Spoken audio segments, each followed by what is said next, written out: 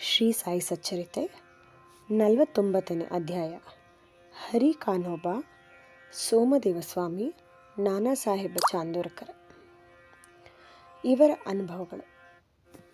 ಬ್ರಹ್ಮನನ್ನು ಮತ್ತು ಸದ್ಗುರುವನ್ನು ಹೊಗಳಲು ವೇದಗಳಿಂದಲೂ ಪುರಾಣಗಳಿಂದಲೂ ಸಾಧ್ಯವಿಲ್ಲದೆ ಇರುವಾಗ ನಮ್ಮಂತಹ ಪಾಮರರು ಸದ್ಗುರುವಾದ ಸಾಯಿಬಾಬಾ ಅವರನ್ನು ವರ್ಣಿಸಲು ಹೇಗೆ ಸಾಧ್ಯ? ಈ ಬಗ್ಗೆ ನಾವು ಮೌನದಿಂದ ಇರುವುದೇ ಒಳ್ಳೆಯದು. ಮೌನ ವ್ರತವೇ ಸದ್ಗುರುವಿನ ವರ್ಣನೆಯ ಒಳ್ಳೆಯ ಮಾರ್ಗ. ಆದರೆ ಸಾಯಿಬಾಬಾ ಅವರ ಸದ್ಗುಣಗಳನ್ನು ನಮ್ಮ ಮೌನ ವ್ರತವನ್ನು ಮುರಿದು ನಮ್ಮ ಬಾಯಿ ತೆಗೆಯುವಂತೆ ಮಾಡುತ್ತದೆ. ಬಂಧು ಬಳಗದವರು ಜೊತೆಯಲ್ಲಿ ಇಲ್ಲದಿದ್ದರೆ ಒಳ್ಳೆಯ ಆಹಾರವೂ ರುಚಿಸುವುದಿಲ್ಲ. ಆದರೆ ಅವರು ನಮ್ಮ ಹತ್ತಿರ ಇದ್ದರೆ ಅದಕ್ಕೆ ರುಚಿ ಬರುತ್ತದೆ. ಇದು ಸಾಯಿ ಲೀಲಾಮೃತಕ್ಕೂ ಅನ್ವಯಿಸುತ್ತದೆ. ಈ ಅಮೃತವನ್ನು ಒಬ್ಬರೇ ಸೇವಿಸಲಾಗುವುದಿಲ್ಲ. ಸ್ನೇಹಿತರು, ಬಂಧು ಬಳಗದವರು ನಮ್ಮ ಜೊತೆಯಲ್ಲಿ ಇದ್ದರೆ ಅದರ ರುಚಿಯೇ ಬೇರೆ. ಶ್ರೀ ಸಾಯಿಬಾಬಾ ಅವರೇ ಸ್ವತಃ ತಮ್ಮ ಕಥೆಗಳನ್ನು ಬರೆಯುವಂತೆ ಪ್ರೇರೇಪಿಸಿ ಬರೆಯಿಸಿಕೊಳ್ಳುತ್ತಾರೆ. ಅವರಲ್ಲಿ ಶರಣಾಗತರಾಗಿ ಅವರನ್ನು ಭಕ್ತಿಯಿಂದ ಧ್ಯಾನಿಸುವುದೊಂದೇ ನಮ್ಮ ಕರ್ತವ್ಯ. ತಪಸ್ಸು ಮಾಡುವುದು, ಯಾತ್ರೆ, ಹರಕೆ, ತ್ಯಾಗ, ಧ್ಯಾನ ಇವುಗಳಿಗಿಂತ ಉತ್ತಮವಾದುದು ಸದ್ಗುರುವನ್ನು ಕುರಿತು ಧ್ಯಾನಿಸುವುದು. ಇದೆಲ್ಲಕ್ಕಿಂತ ಶ್ರೇಷ್ಠವಾದುದು ಬೇರೆ ಇನ್ನಿಲ್ಲ. ಕಾರಣ ನಾವು ಸಾಯಿ ನಾಮವನ್ನು ಉಚ್ಚರಿಸುತ್ತಾ, ಅವರ ವಚನಗಳನ್ನು ಸ್ಮರಿಸುತ್ತಾ, ಅವರ ಮಹಿಮೆಯ ಧ್ಯಾನ ಮಾಡುತ್ತಾ ತಲ್ಲೀನರಾಗಬೇಕು. ನಮ್ಮ ಸಂಸಾರ ಬಂಧನವನ್ನು ತೊಲಗಿಸಲು ಇದಕ್ಕಿಂತ ಉತ್ತಮವಾದ ಬೇರೆ ಮಾರ್ಗ ಇನ್ನೊಂದಿಲ್ಲ. ಈ ಮೇಲೆ ಹೇಳಿದಂತೆ ನಮ್ಮ ಕರ್ತವ್ಯವನ್ನು ನಾವು ಪರಿಪಾಲಿಸಿದರೆ ಸಾಯಿಯವರು ನಮ್ಮ ಸಹಾಯಕ್ಕೆ ಬಂದೇ ಬರುವರು ಮತ್ತು ಭವಬಂಧನದಿಂದ ನಮ್ಮನ್ನು ಮುಕ್ತ ಮಾಡುವರು. ಹರಿ ಕಾನೋಬಾ. ಮುಂಬಯಿಯ ಹರಿ ಕಾನೋಬಾ ಎಂಬುವರೊಬ್ಬರು ತಮ್ಮ ಬಂಧು ಮಿತ್ರರಿಂದ ಬಾಬಾ ಅವರ ಲೀಲೆಗಳನ್ನು ಕೇಳಿ ಅನುಮಾನಿಸಿ ಅವುಗಳನ್ನು ಪರೀಕ್ಷಿಸಲು ಕೆಲವು ಮಿತ್ರರೊಡನೆ ಶಿರಡಿಗೆ ಬಂದರು. ಜರತಾರಿ ಪೇಟ ತಲೆಗೆ ಸುತ್ತಿಕೊಂಡು ಹೊಸ ಚಪ್ಪಲಿ ಹಾಕಿಕೊಂಡು ಅವರು ಬಂದಿದ್ದರು. ದೂರದಿಂದಲೇ ಬಾಬಾ ಅವರನ್ನು ನೋಡಿ ನಮಸ್ಕರಿಸಬೇಕೆಂದು ಅವರು ಇಚ್ಛಿಸಿದ್ದರು. ತಮ್ಮ ಹೊಸ ಚಪ್ಪಲಿ ಎಲ್ಲಿ ಬಿಡಬೇಕೆಂದು ಬಹಳ ಯೋಚಿಸಿ ಕಡೆಗೆ ಹೊರಗಡೆ ಒಂದು ಮೂಲೆಯಲ್ಲಿ ಬಿಟ್ಟು ಮಸೀದಿ ಪ್ರವೇಶಿಸಿ ಮುಂದೆ ಬಾಬಾ ಅವರಿಗೆ ನಮಸ್ಕರಿಸಿ ಪ್ರಸಾದ ಸ್ವೀಕರಿಸಿ ಹಿಂದಿರುಗಿ ಬಂದು ನೋಡಿದಾಗ ಅವರ ಚಪ್ಪಲಿ ಇರಲಿಲ್ಲ. ಎಷ್ಟು ಹುಡುಕಿದರೂ ಅವು ಸಿಗದೆ ಅವರು ತಮ್ಮ ನಿವಾಸಕ್ಕೆ ಹಿಂತಿರುಗಿದರು. ಅನಂತರ ಸ್ನಾನ ಮಾಡಿ ದೇವರ ಪೂಜೆ ನೆರವೇರಿಸಿ ನೈವೇದ್ಯವನ್ನು ಅರ್ಪಿಸಿ ಊಟಕ್ಕೆ ಕುಳಿತುಕೊಂಡರು. ಆದರೂ ಮನಸ್ಸಿನಲ್ಲಿ ಚಪ್ಪಲಿಗಳ ನೆನಪು ಬರುತ್ತಲೇ ಇತ್ತು. ಊಟವಾದ ನಂತರ ಕೈ ತೊಳೆಯಲು ಹೊರಗೆ ಬಂದರು. ಆಗ ಒಬ್ಬ ಹುಡುಗ ಇವರ ಕಡೆ ಬರುತ್ತಿರುವುದನ್ನು ನೋಡಿದರು. ಆ ಹುಡುಗ ಒಂದು ಜೊತೆ ಚಪ್ಪಲಿಗಳನ್ನು ಕೋಲಿನ ತುದಿಗೆ ಸಿಕ್ಕಿಸಿಕೊಂಡು ಕೈ ತೊಳೆಯುತ್ತಿದ್ದವರನ್ನು ಕುರಿತು, ಬಾಬಾ ಅವರು ಈ ಕೋಲು ಮತ್ತು ಚಪ್ಪಲಿ ಕೊಟ್ಟು ಹರಿಕಾ ಬೇಟ, ಜರಿಕಾ ಬೇಟ ಎಂದು ಕೂಗುತ್ತಾ ಹೋಗು. ಯಾರಾದರೂ ಈ ಚಪ್ಪಲಿ ತಮ್ಮದೆಂದು ಕೇಳಿದರೆ ಅವರ ಹೆಸರು ತಿಳಿದುಕೋ. ಅವರು ಕಾನೋಬನ ಮಗ ಎಂಬುದನ್ನು ಕೇಳಿ ತಿಳಿ. ಅವರು ಜರಿಪೇಟ ಹಾಕಿಕೊಂಡಿರುತ್ತಾರೆಯೋ ಎಂಬುದನ್ನು ನೋಡಿ ಅನಂತರ ಇವುಗಳನ್ನು ಕೊಡು ಎಂದು ಹೇಳಿದ್ದಾರೆ ಎಂದನು. ಹರಿಕಾನೋಬಾ ಇದನ್ನು ಕೇಳಿ ಸಂತಸದಿಂದ ಅವನ ಹತ್ತಿರ ಬಂದು ತಾವೇ ಹರಿಕಾನೋಬಾ ಎಂದು ಕಾನೋಬನ ಪುತ್ರರೆಂದು ಹೇಳಿ ಜರಿಪೇಟವನ್ನು ಹುಡುಗನಿಗೆ ತೋರಿಸಿದರು. ಹುಡುಗನ ನಂತರ ಅವರಿಗೆ ಚಪ್ಪಲಿ ಕೊಟ್ಟನು. ಆಗ ಅವರು, ನಾನು ಜರಿಪೇಟ ಹಾಕಿಕೊಂಡಿರುವುದು ಎಲ್ರಿಗೂ ಗೊತ್ತಿದೆ. ಬಾಬಾ ಅವರು ಸಹ ಇದನ್ನು ನೋಡಿರಬಹುದು. ಆದರೆ ನಾನು ಶಿರಡಿಗೆ ಬರುತ್ತಿರುವುದು ಇದೇ ಮೊದಲು. ನನ್ನ ಹೆಸರು ಹರಿ ಕಾನೋಬಾ ಎಂದು, ನಾನು ಕಾನೋಬನ ಪುತ್ರನೆಂದು ಅವರಿಗೆ ಹೇಗೆ ತಿಳಿಯಿತು ಎಂದು ಯೋಚನಾಮಗ್ನರಾದರು. ಅವರು ಶಿರಡಿಗೆ ಬಂದಿದ್ದುದು ಬಾಬಾ ಅವರನ್ನು ಪರೀಕ್ಷಿಸಲೋಸ್ಕರ. ಈ ಘಟನೆಯಿಂದ ಬಾಬಾ ಅವರು ನಿಜವಾದ ಸತ್ಪುರುಷರೆಂಬ ಅರಿವಾಗಿ ಅವರು ಮುಂಬಯಿಗೆ ಹಿಂತಿರುಗಿದರು.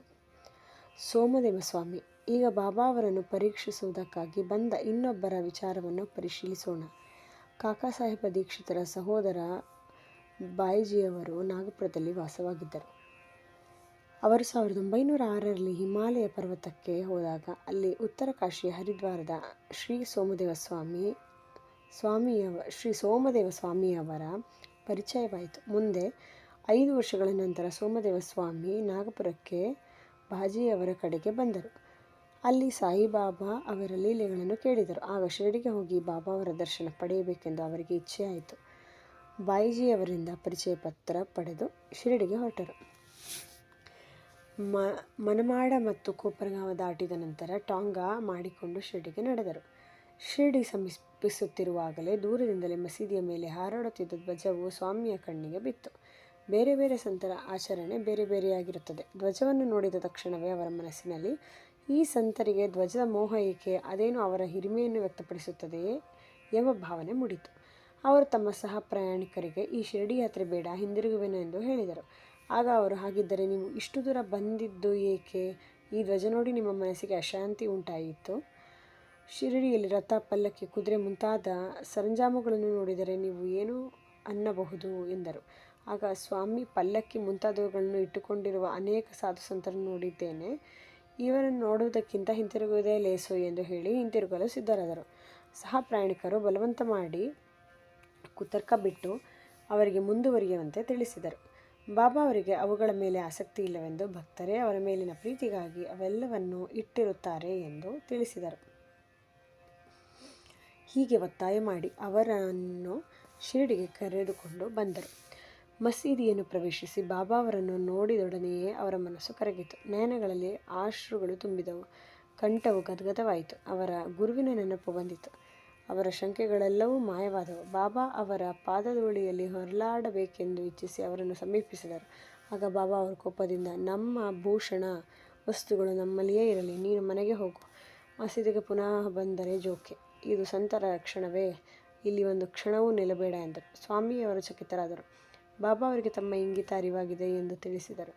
ಎಂತಹ ಜ್ಞಾನಿಗಳಿವರು! ಅವರು ಕೆಲವರನ್ನು ಆಲಿಂಗಿಸುತ್ತಲೂ ಕೆಲವರ ಮಸ್ತಕದ ಮೇಲೆ ಅಭಯ ಹಸ್ತವನ್ನು ನೀಡುತ್ತಲೂ ಇರುವುದನ್ನು ಸೋಮದೇವ ಸ್ವಾಮಿ ಕಂಡರು. ಅನಂತರ ಸೋಮದೇವ ಸ್ವಾಮಿ ತಮ್ಮ ನಡತೆ ಸರಿಯಾಗಿರಲಿಲ್ಲವೆಂದು ಬಾಬಾ ಅವರ ಆಕ್ರೋಶವು ಪರೋಕ್ಷವಾದ ಆಶೀರ್ವಾದವೆಂದು ಬಗೆದರು. ನಾನಾ ಸಾಹೇಬ ಚಾಂದೋರ್ಕರ್. ಹೇಮಾಡ್ ಪಂತರು ನಾನಾ ಸಾಹೇಬರ ಅನುಭವವನ್ನು ಕುರಿತು ಬರೆದು ಈ ಅಧ್ಯಾಯವನ್ನು ಮುಕ್ತಾಯ ಮಾಡಿರುತ್ತಾರೆ. ಒಂದು ದಿನ ನಾನಾರವರು ಮಹಳ್ಸಾಪತಿ ಮತ್ತಿತರರೊಡನೆ ಮಸೀದಿಯಲ್ಲಿ ಕುಳಿತಿರುವಾಗ ವೈಜಾಪುರದಿಂದ ಒಬ್ಬ ಮಹಮ್ಮದಿಯನು ಕುಟುಂಬ ಸಮೇತ ಬಾಬಾ ಅವರ ದರ್ಶನಕ್ಕೆ ಬಂದನು. ಅವನ ಸಂಗಡವಿದ್ದ ಘೋಷಾ ಸ್ತ್ರೀಯರನ್ನು ನೋಡಿ ನಾನಾ ಅವರು ಎದ್ದು ಹೋಗಲು ಪ್ರಯತ್ನಪಟ್ಟರು. ಆಗ ಬಾಬಾ ಅವರು ಅವರನ್ನು ತಡೆದರು. ಅವಳು ಬಾಬಾ ಅವರಿಗೆ ನಮಸ್ಕರಿಸಲು ಮುಖದ ಪರದೆಯನ್ನು ಎತ್ತಿದಾಗ ನಾನಾ ಅವಳ ಸೌಂದರ್ಯವನ್ನು ನೋಡಿದರು. ನಮಸ್ಕರಿಸಿದ ನಂತರ ಅವಳು ಮತ್ತೆ ಮುಸುಕು ಹಾಕಿಕೊಂಡಳು. ಅವಳ ಸೌಂದರ್ಯವನ್ನು ಮತ್ತೊಮ್ಮೆ ನೋಡಲು ನಾನಾ ಇಚ್ಛಿಸಿದರು. ಅವರೆಲ್ಲರೂ ಅಲ್ಲಿಂದ ಹೊರಟು ಹೋದ ನಂತರ ಬಾಬಾ ನಾನಾ ಅವರನ್ನು ಕುರಿತು, ನಾನಾ, ವೃಥ ಏಕೆ ತಳಮಳಗೊಂಡಿರುವಿ? ಇಂದ್ರಿಯಗಳು ತಮಗೆ ನೇಮಿಸಿದ ಕೆಲಸವನ್ನು ಮಾಡುತ್ತಿರಲಿ, ನಾವು ಅವುಗಳ ಗೊಡವೆಗೆ ಹೋಗಬಾರದು. ದೇವರು ಸುಂದರವಾದ ಪ್ರಪಂಚವನ್ನು ನಿರ್ಮಿಸಿದ್ದಾನೆ. ಅವನ ಗುಣ ಗ್ರಹಣ ಮಾಡುವುದು ನಮ್ಮ ಕರ್ತವ್ಯ. ಮನಸ್ಸು ಕ್ರಮೇಣ ಸ್ಥಿರವಾಗಿ ಸಮಾಧಾನ ಹೊಂದುತ್ತದೆ. ಮುಂದಿನ ಬಾಗಿಲು ತೆಗೆದಿರುವಾಗ ಹಿಂದಿನ ಬಾಗಿಲಿನಿಂದ ಏಕೆ ಬರಬೇಕು? ಅಂತರಂಗ ಪರಿಶುದ್ಧವಾಗಿದ್ದರೆ ಯಾವ ನಷ್ಟವೂ ಆಗಲಾರದು. ನಮ್ಮಲ್ಲಿ ದುರಾಲೋಚನೆ ಇಲ್ಲದಿದ್ದರೆ ನಾವು ಯಾರಿಗೂ ಹೆದರಬೇಕಿಲ್ಲ. ಕಣ್ಣು ತಮ್ಮ ಕರ್ತವ್ಯ ಮಾಡುತ್ತಿರಲಿ, ಅದಕ್ಕೆ ನಾವೇಕೆ ನಾಚಿಕೊಂಡು ಹೆದರಬೇಕು ಎಂದರು. ಶ್ಯಾಮ ಅವರು ಸಹ ಅಲ್ಲಿಯೇ ಇದ್ದರು. ಆದರೆ ಬಾಬಾ ಅವರ ಮಾತುಗಳು ಅವರಿಗೆ ಅರ್ಥವಾಗಲಿಲ್ಲ. ಮನೆಗೆ ಹೋಗುವಾಗ ದಾರಿಯಲ್ಲಿ ನಾನಾ ಅವರನ್ನು ವಿಚಾರಿಸಿದರು.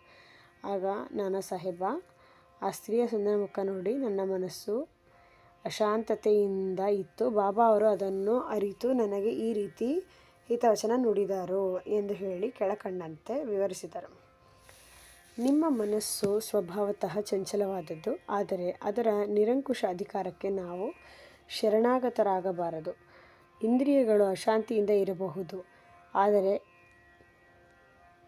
ಶರೀರವನ್ನು ನಾವು ಹೇಗಾದರೂ ಮಾಡಿ ನಿಯಂತ್ರಿಸಿ ಅಸಹಿಷ್ಣುತೆಯನ್ನು ತಡೆಯಬೇಕು. ಇಂದ್ರಿಯಗಳು ವಿಷಯವನ್ನು ಅಪೇಕ್ಷಿಸುತ್ತವೆ, ಆದರೆ ನಾವು ಅವುಗಳನ್ನು ಹಿಂಬಾಲಿಸುತ್ತಾ ವಸ್ತುಗಳ ಲಾಲಸೆಗೆ ಮನಸೋಲಬಾರದು. ನಿಧಾನವಾಗಿ ಮತ್ತು ಕ್ರಮೇಣವಾಗಿ ಅಭ್ಯಾಸ ಬಲದಿಂದ ನಾವು ಇಂದ್ರಿಯಗಳನ್ನು ಜಯಿಸಬಹುದು. ನಾವು ಇಂದ್ರಿಯಗಳ ದಾಸರಾಗಬಾರದು. ಅವುಗಳನ್ನು ಸಮಯ ಸಂದರ್ಭಗಳಿಗೆ ತಕ್ಕಂತೆ ಸರಿಯಾಗಿ ಉಪಯೋಗಿಸಬೇಕು. ಸೌಂದರ್ಯವು ನೋಟದ ವಸ್ತು.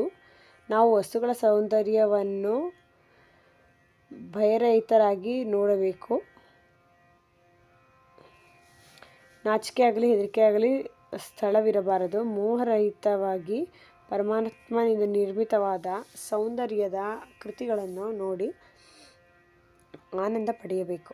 ಈ ರೀತಿ ನಾವು ಇಂದ್ರಿಯಗಳನ್ನು ಸುಲಭವಾಗಿ ಮತ್ತು ಸ್ವಾಭಾವಿಕವಾಗಿ ಹತೋಟಿಯಲ್ಲಿ ಇಟ್ಟುಕೊಳ್ಳಬಹುದು. ಇದರಿಂದ ಆನಂದವನ್ನು ಅನುಭವಿಸುವಾಗಲೂ ಸಹ ಪರಮಾತ್ಮನ ನೆನಪು ಮೂಡುವುದು. ನಮ್ಮ ಬಾಹ್ಯೇಂದ್ರಿಯಗಳನ್ನು ಹತೋಟಿಯಲ್ಲಿ ಇಟ್ಟುಕೊಳ್ಳದೆ ಮನಸ್ಸು ಧರ್ಮ ಅರ್ಥ ಕಾಮಗಳಲ್ಲಿ ಸಿಲುಕಿದರೆ ಈ ಜನನ ಮರಣವೆಂಬ ವ್ಯೂಹದಿಂದ ನಮಗೆ ತಪ್ಪಿಸಿಕೊಳ್ಳಲು ಅಸಾಧ್ಯ. ಆದರೆ ನಾವು ವಿವೇಕವನ್ನು ನಮ್ಮ ಸಾರಥಿಯನ್ನಾಗಿ ಮಾಡಿಕೊಂಡರೆ ಇಂದ್ರಿಯಗಳು ದಾರಿ ತಪ್ಪಿ ಹೋಗದಂತೆ ಮಾಡಬಹುದು. ಇಂತಹ ಸಾರಥಿಯಿಂದ ನಾವು ಶಾಂತಿ ಸಾಗರವಾದ ಸಾಯಿ ಪಾದವನ್ನು ಸುಲಭವಾಗಿ ಸೇರಬಹುದು. ಶ್ರೀ ಸಾಯಿ ಪ್ರಣಾಮ.